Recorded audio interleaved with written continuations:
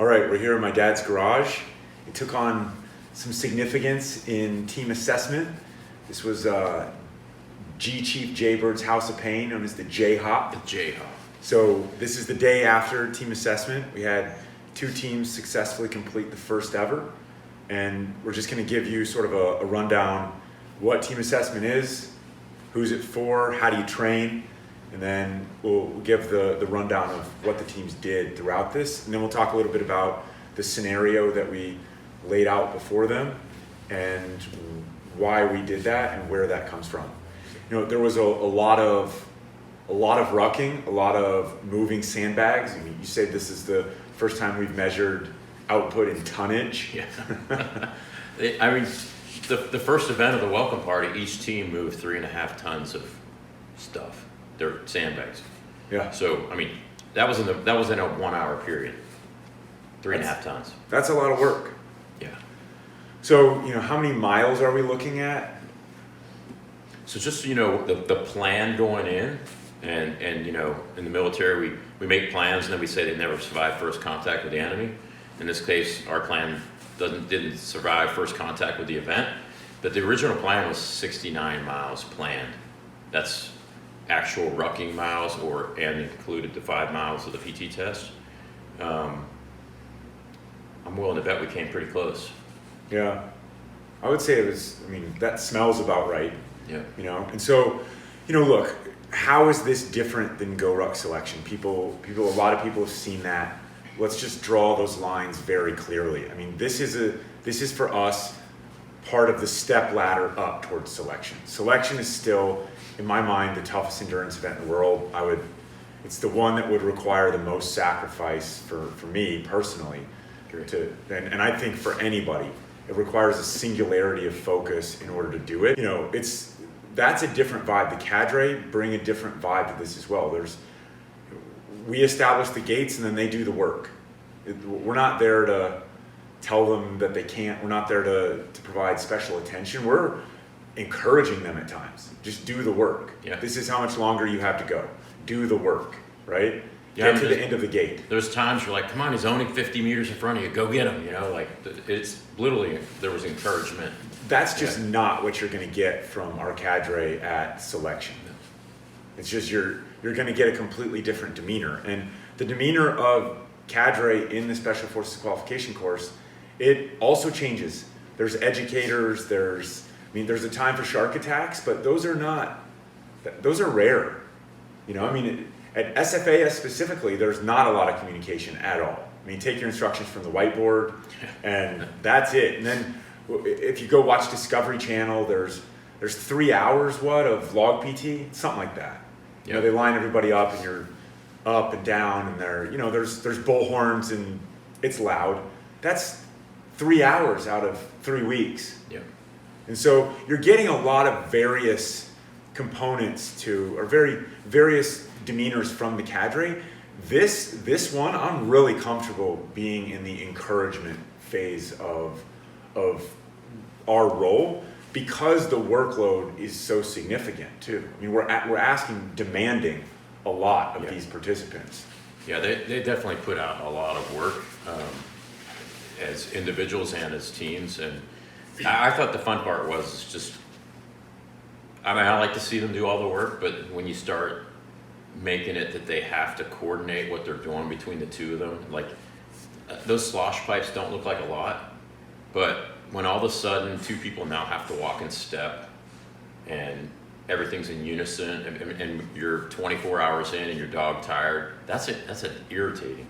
And so watching the teams, you know, be able to work together, for people, neither team really spent a lot of time training together that finished necessarily.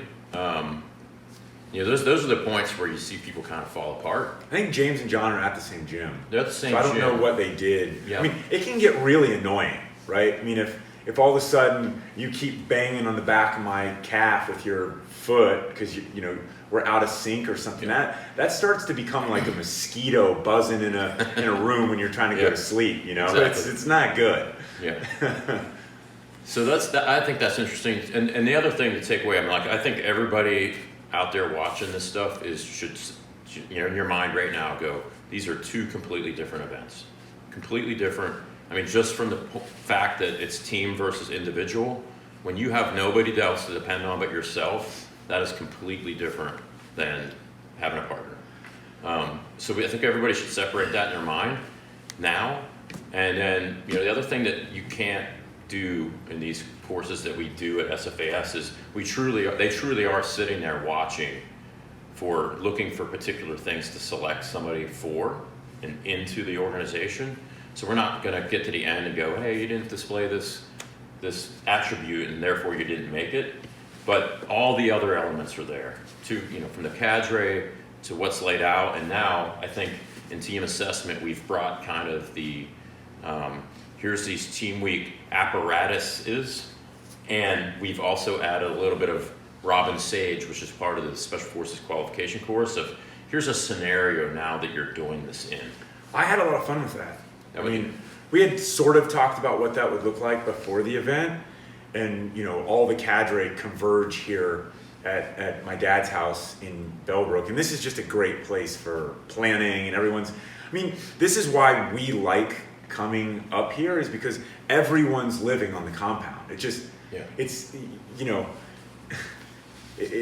easy to feed off of each other like that. If you start saying, oh, we're going to get a block of hotel rooms and stuff, and we'll meet and talk over it at breakfast, that's just not good enough. And so you come here, there's a lot of dry erase markers all over the glass bank doors that my dad got from some, he is a G chief. He just knows people and, builds them into the scenarios. If you saw Commandant Monty, he's our neighbor. He lives across the street, 30 years in the United States Air Force, right? I think his last posting was over in France. Yeah. Comes over here, he's like, yeah, I'm gonna put my traditional Afghan garb on and be part of this scenario that we developed in it. So part of that was, we wanted this to be and look and feel different than selection. So yes, you should separate those two out.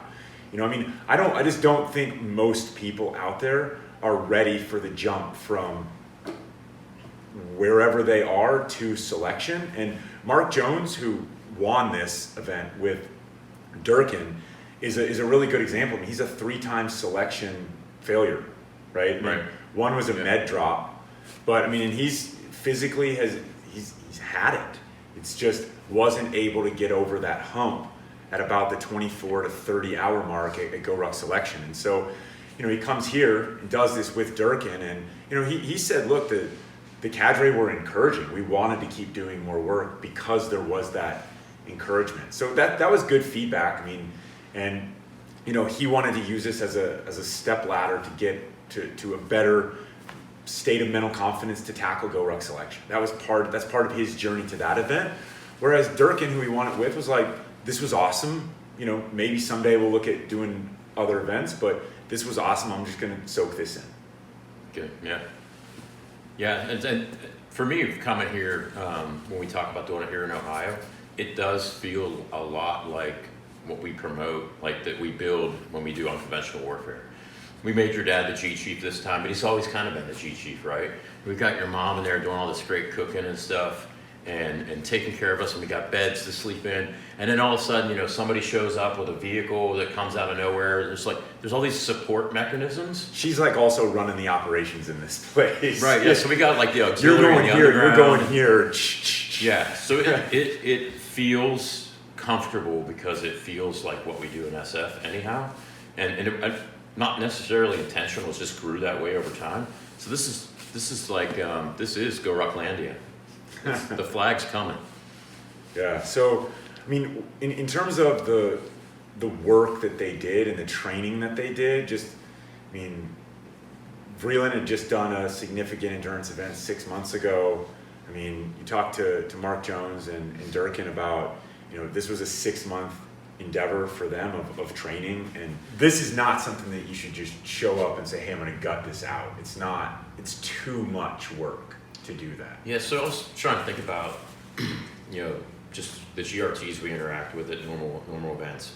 And you've got, when you go to a particular place, like when I go to Colorado, I kind of see the same GRTs coming in. but then you can start identifying over time, like there's these two people that are always there and they always work well together. And so, I mean, I really think you've got to have a plan.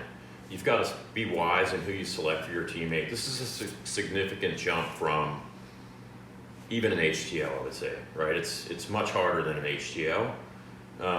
But if you don't choose wisely on your partner, it will be your downfall. Yeah, I mean, when you start to look at it, light, tough, heavy, HTL.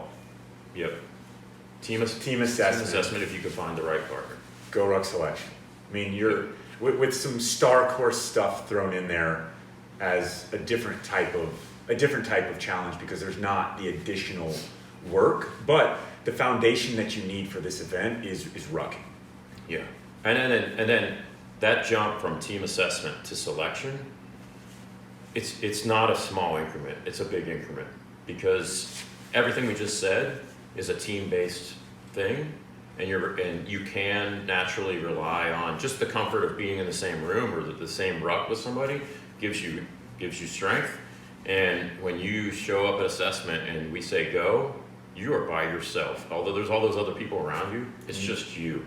You're on a team of one. Oh, you mean at GORUCK Selection? At selection, I'm sorry, yeah. And so I think that jump between, that progression's right, but the jump between team assessment and selection is big.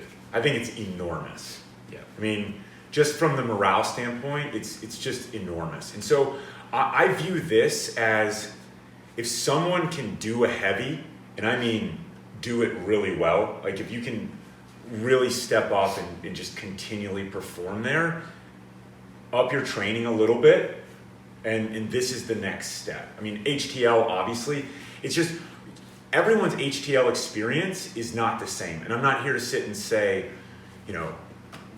that someone should get an extra medal if they do more work throughout an HTL. It's just, it is possible at any GORUCK team event, other than this one, to kind of let the bigger team do more of the work whenever you want to do less, right? So the rotation schedule here, it's you and one buddy.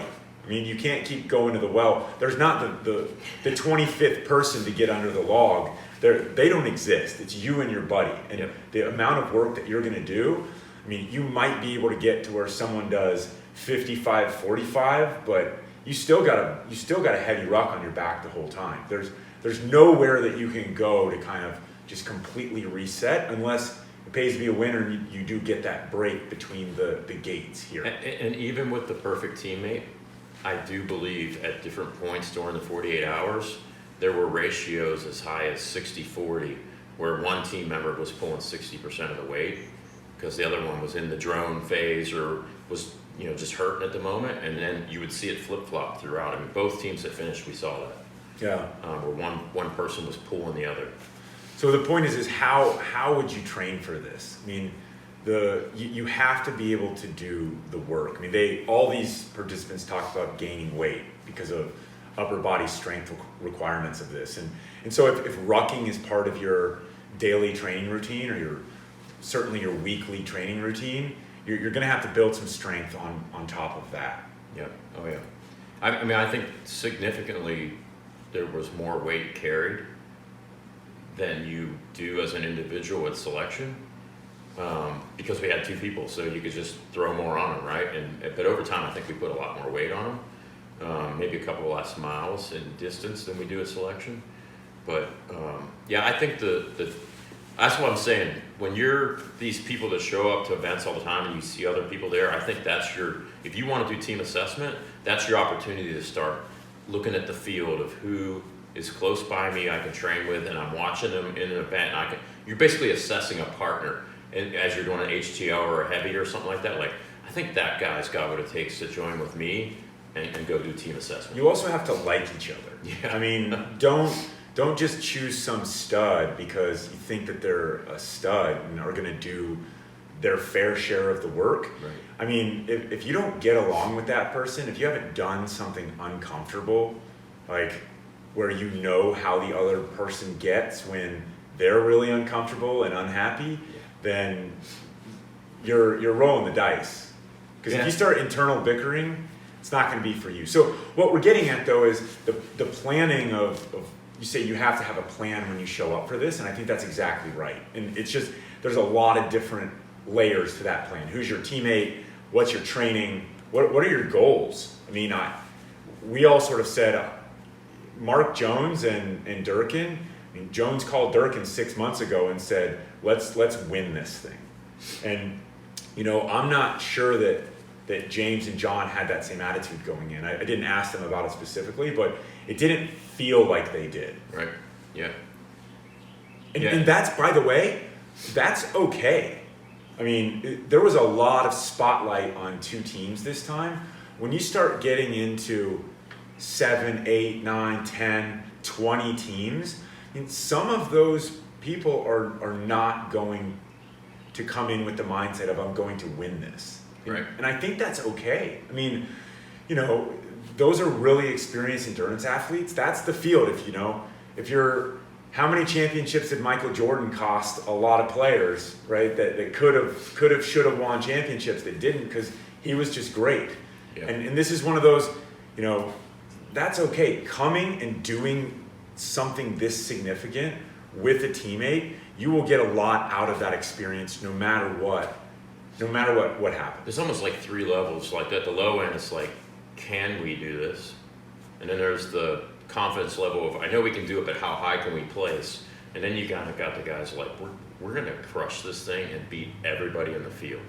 So, you know, I kind of see those levels of people's mindset coming in. Because I'm sure there's some people that train and, you know, saw what they saw on Facebook Live, but they're questioning, can we do it? Yeah, I mean, I think the more interesting kind of dynamic in some ways, or more applicable to more people, was probably the James and John dynamic. I mean, I'm just going to put Mark Jones and Durkin in a different category. Yeah. I mean, Mark Jones, as part of his training, did a 3-hour, 45-minute rucking marathon with 45 pounds on his back. I mean, that is absurd.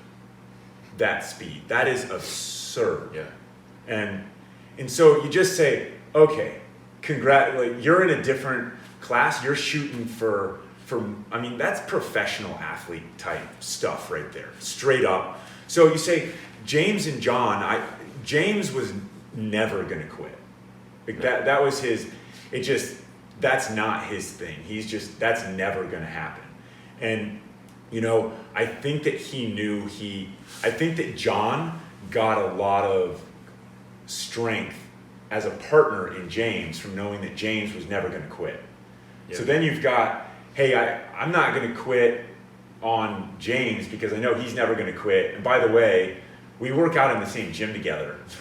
Yeah. I got to see that Muldoon every day or 5 times a week, whatever. Which is a great point, because if you just chose somebody that you aren't going to run into again and you don't see them often, then you don't have that same level of responsibility. But right, had they quit and they go to the gym on Tuesday, you got to look that guy in the eye and be like, yeah, I quit on you. Like that's not going to go well. Yeah, I mean, and then do you ask them, when you want your redemption, I mean, are they going to come back and help you? I mean, you don't know, because people's life gets in the way. There's personal sacrifice involved in big ways along with the training in this. So the thing is the people that are out there saying, can I do that? Those to me are the most interesting part of this conversation, because I think it's also the most people out there.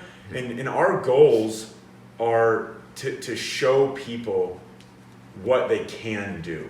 And this is a lot better event. It's a lot more fun for us in that regard, in that this event, we want to show you what you can do. Right. And we're giving you ample motivation at times. And I don't mean selection style motivation. I mean, hey, this is what you need to do. Do exactly this right now. Your rotation system is not quite right. Have you thought about this? Do the work a little bit smarter at the same time. We're kind of a third set of eyes for them at times. And the work is, you still have to do the work. There's no cutting corners. And that's what we're here to enforce, is that the work is done.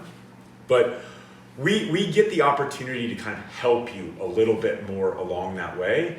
And that's more reminiscent of how we are in a GORUCK Heavy than it is what you're going to get at GORUCK Selection. So completely different event than Selection. It's just, what is it pegged against exactly? And we'll let the community sort of speak, the guys who finished this, how they would kind of compare it. But it's building off of the GORUCK Challenge model a little bit more than the Selection model. And I mean, we should all consider assessment and selection as our elite class events. This is where our, anything from our top GRTs to near professional or our professional athletes would come to compete.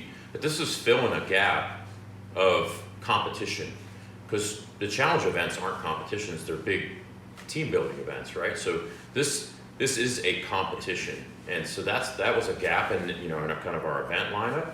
And well, now that we have Star, that's kind of been filled as well. But this is a great thing. I think selection and assessment are our elite class events. This is where senior, mature, hard charging GRTs that want more than just a team building event come to challenge themselves or challenge it too.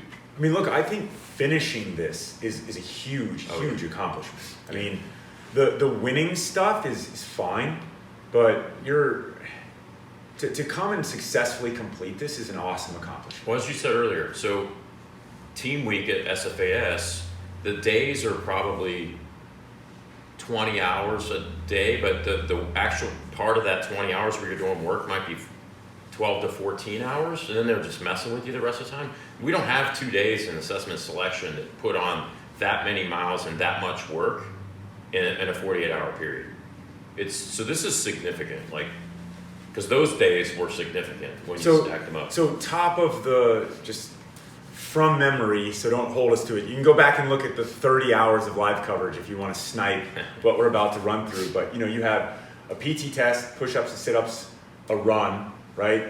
Probably looking at altering the PT test a little bit, maybe no running, and focus more on rucking and doing that work.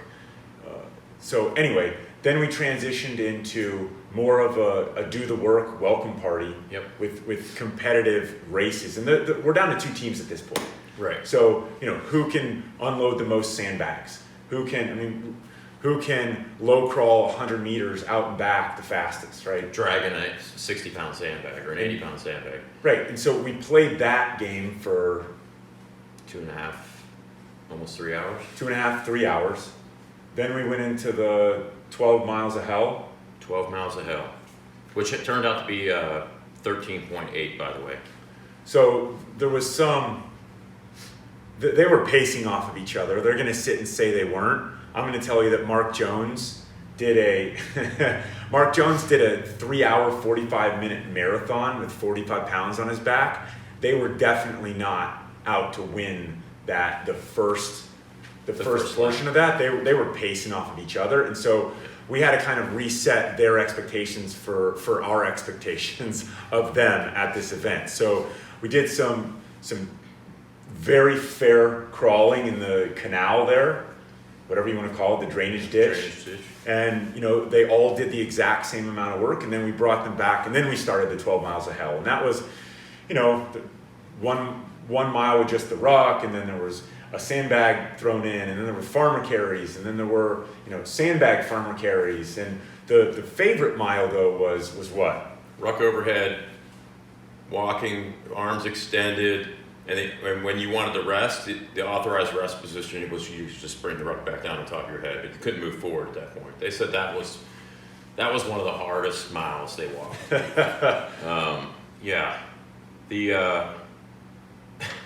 They did that, 45 hours. No, sorry. They did that 40 hours before you saw them finish this event, by the way. Yeah. And the other reason we know that they were pacing themselves on that first mile is Jones and crew did a 3-mile loop down here in 45 minutes. Yeah. And they were not walking at a 15-minute mile pace. No. Not even close. So we added a little bit to that, and then, Then they did the forced 3.5 mile rush march march. over here, and that's a traditional part of training as well, where there's a cadre that says keep up, and then there's a sweeper in the back, and if you're in the back, I mean, you're essentially quitting. Failure to perform is the same as quitting. So that was not a breakneck pace. I mean, it was 20-minute miles. 20 miles. Exactly. Yep. And they did that. And then got over here, and it's what? Early morning time. This is when John got into some dehydration issues. They started doing area familiarization. So then it sort of started the laps around the field here. Field, yeah. Yeah, area familiarization was meant to get through some of the night hours without, we took them into a new place, and we didn't want to just like send them out on loops that they didn't know where they were going. So we did what we would do in the military anyhow. We did area familiarization. So they carried some sandbags around the first time, and I can't remember what they did the second time around. But we showed them where all the key points were. Don't fall in the river here. And then we got through area fam, and we went to 5-lap race, I think it was, where we, it was, hey, you got to go 5 laps. Each lap, you're carrying a different thing or weight, going around, come back, get to the top of the hill. Not quite sure how many times we went up that hill, but it was a lot. 40 or 50? Yeah, and then you come to the top and you do some exercise. The best one, coined a new term, GORUCK volleyball, throwing a 60-pound sandbag over a rope. That was great, right? And then back down the hill and do another lap. And the first team back won the, that event, the 5-lap race, 5-loop race. But again, with only 2 teams and one, being near professional, they were always just so far out ahead of the other team that's where we kind of lacked, head-to-head competition, because we just had such a small field. Yeah, I mean, there were times though, and we talked to them about pushing a little bit harder and winning, team 1, and I just don't think that their mindset was that they were really in this to win it. And so, there was a 3-lap competition at one point, and team 1 got to the top of the hill first, and then took forever to turn back around.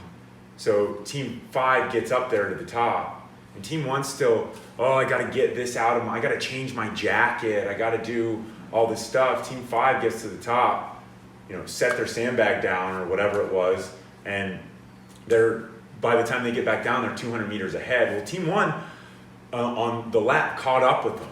They were going counterclock or counter to each other, right, or they caught up to them, and then by the third and final lap, they were at the same spot, and it could have been, they could have put out more, is what I'm getting at. Yeah. If this were a life or death thing, which of course it's not, and so team 5 beat them by 200 meters, something like that, and they could have done more, at least in periods, to win here or there, and yet that's okay.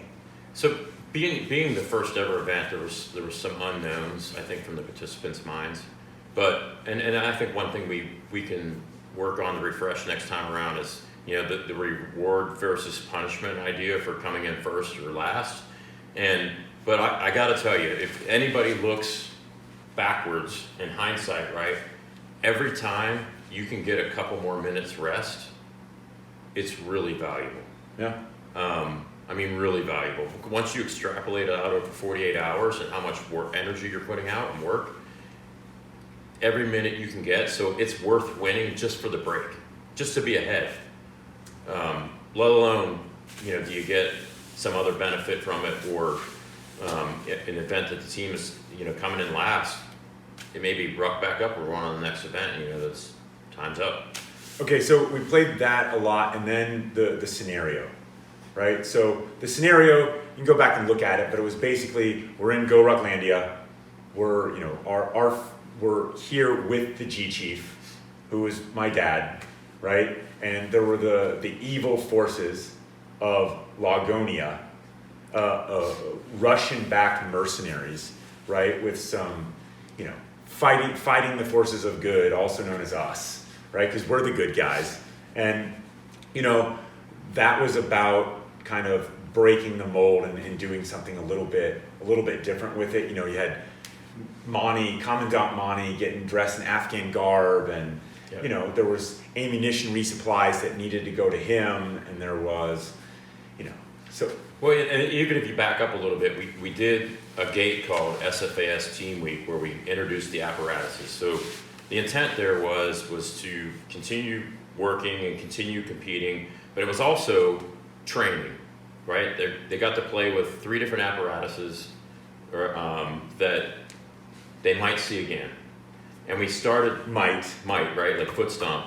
And then we started putting a little bit of a feel of the exercise in there because we started talking about GORUCK then and other things. And then as they were working on that, we were here in the garage kind of going, okay, well, how do we want to bring this into the Collex? And then, all these people, for those of you that don't know, because you're really watching the event on live TV, there's all these people here at Jason's dad's house, and they're sitting by the fire, and there's some neighbors here, but we were able to pull on them to build this scenario. Monty was just happened to be sitting out by the fire, and we had been talking, and we knew he was in the Air Force, and he's been to Afghanistan. He's like, Ricky was like, hey, you got any Afghan garb? He's like, oh yeah, I do, I mean, even at one point he was going to bring his AR-10 with him, right? So he looked like he was just coming off the front. And we thought, well, maybe we don't need an actual firearm. Ricky wanted him to go buy a little green plastic gun.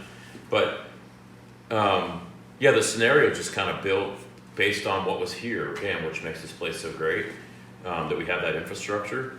And in our minds, we went back to how we became Green Berets. We went through SFAS and we went through the Special Forces Special Forces qualification course, which ends in this big unconventional warfare scenario where all this stuff exists. So it was a natural leap, and it gave it context, and it should have gave people a focus. Like, we cached those Stinger missiles for a reason in that spot, and we just left them there. So that when we came back up and the G Chief said, hey, you see these attack aircraft, do you guys happen to have anything that could help us with that? They automatically knew, I can go back and get my missile, right? Like, so I think next time. We're really smart. We were ahead of them. Yeah. Yeah. Well, we might have known that the Russian-backed Lagonian forces would have attack aircraft. Yeah, of course. Intel suggested. Looked a lot like crop dusters, but yeah. So that's kind of how that developed, and I think we'll play that out a little bit better next time around.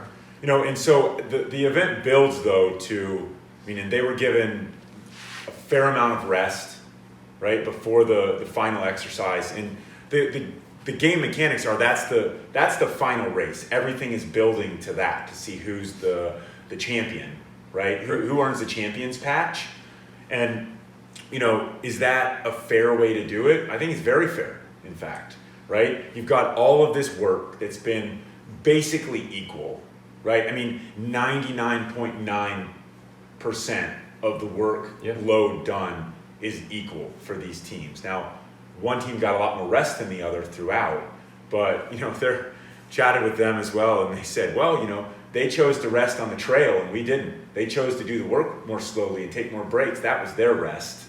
Right? That's a good point. They're like, our rest was at the finish line after winning.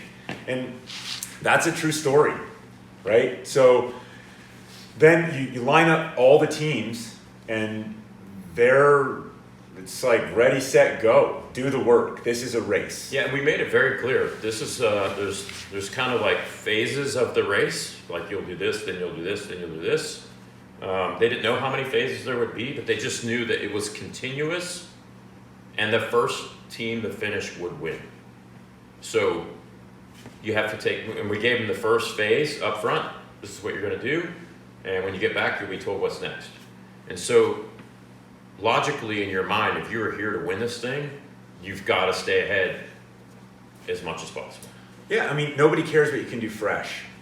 Well, we want the race. So we have 44 hours of prep work to get people not fresh.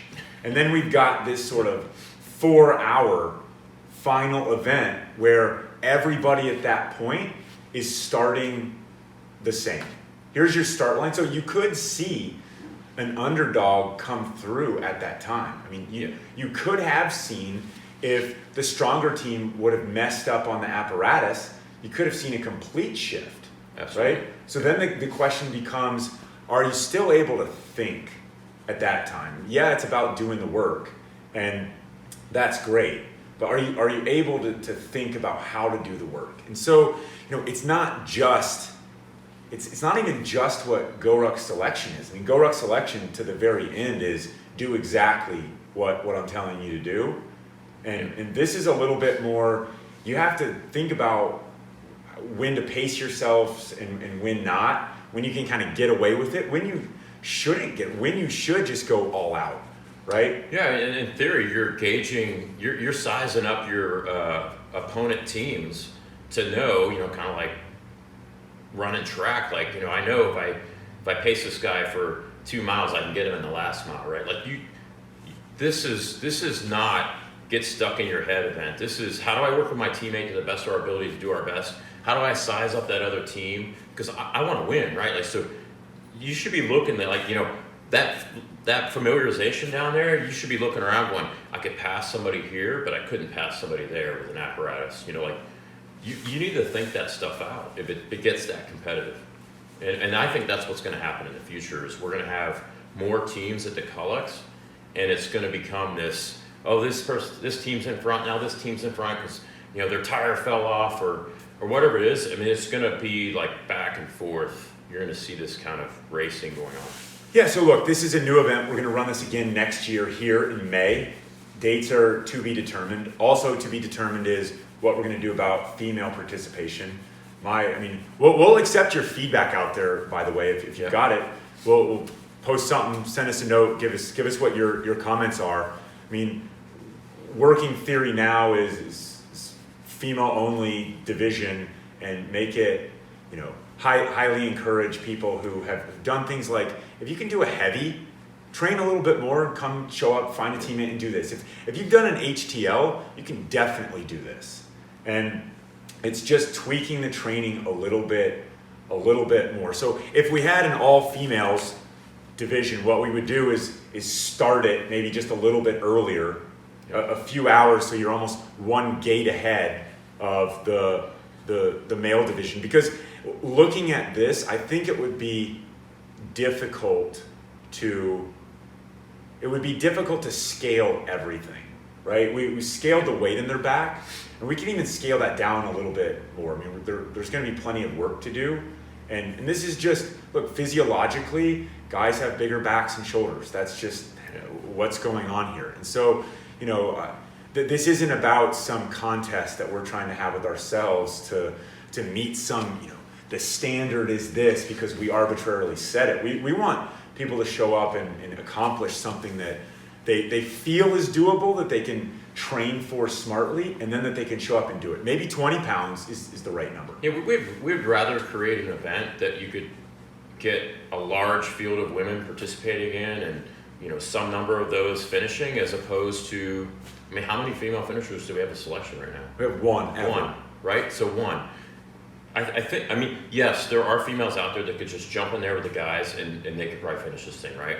But the numbers of those are so small, it would be better to create an event where we could get a big field and get lots of people participating and get, 5 or 6 finishers. That would be great. I'm like, GORUCK Selection as it stands is absolutely going to stay the same, right? Yeah. In terms of that stuff. What I'm getting at though is we're not afraid to start messing around with what it would be like to have a women's only version of almost anything. As we see, is there interest on the competitive side? I think there is. Women are pretty competitive. Last I checked, cadre for the past 3 years, about 35 to 40% of my events are women. And I've met a ton of women GRTs now that have done HTLs and multiple heavies. And so there's a field of them out there that are ready now. So I think that what we owe, though, is we owe something that feels a little bit more accessible. And my only standing proof that we don't have that is that females are not showing up for these most elite events yet, and we need to change that. So, Yeah, agree. If that involves weight standard changes, cool. I think what would be difficult though is to say, okay, well females have 20 pounds and guys have 45, and there's going to be a champion at the end. You're not really comparing. That doesn't feel very fair to me, because I don't know if that's the correct comparison. Yeah. And so, when you start saying, okay, well, sure, if a team as a co-ed team wants to compete, maybe we come up with something else, right? You're getting sort of some of the thought behind this, maybe not as polished, so don't hold us to this is the way it's exactly going to go. But if you look at it and you say, if a co-ed team wanted to do this, we can put the females' weight at 20 pounds. There's still going to be enough weight to go around, right? I mean, when you start throwing 80-pound sandbags into the mix for the team to carry, I mean, that it's got to get dispersed amongst two people, and it's not going to be, the guy carrying it the whole way. And by the way, it's not going to be the girl carrying it the whole way either if there's a co-ed team. Now, preference though would be that, it seems a little bit more straightforward to just have a female division, reduce the weight more, and let it run separately, concurrently with. Yeah, so if you run a women's division, you could do that, and you can scale everything in all the gates to what would be very competitive for an all-females division, and then you have the same thing for the men. Down the road, I think that the next evolution would be, do we introduce co-ed? And maybe co-ed consists of those handful of women that could probably complete, or potentially complete selection, and they pair up with a man. And now it's just a rucksack scale weight, but everything that's presented to them in there is basically the same thing the men's division is doing. So those numbers of co-eds will be small, but I mean, I think that's how this builds out over time. Remember, this is just our beta, so we've got some work to do to get there, but I think the next evolution is an all-women's division with appropriately scaled weights, and at the end of the day, the women's champion patch and the men's champion patch are the elite of the elite. Yeah. That sounds pretty good. How's that sound to you all? Pretty good? Yeah. Very fair? Very, very fair. All right, what did we miss? Anything? Any big? All right. Team assessment, the sort of recap, RAAR. Also did an interview with Mark and Durkin yesterday, so you can check that out as well. But good chatting with Phil, Cadre Ragnar, and more to come on this. May of next year, gonna launch this again. Don't know the exact dates yet. We got to deconflict some stuff with the Rogue Invitational, and today's Mother's Day, so love you, Mom, and love you, Em. Thanks for being home. Sorry I'm not there, and so got to deconflict that along with the DC 50 miler, which has become an annual event. Yep. So there's some stuff to deconflict, but looking at May 2020 as the next class, and can't wait to see you all out there. Yep.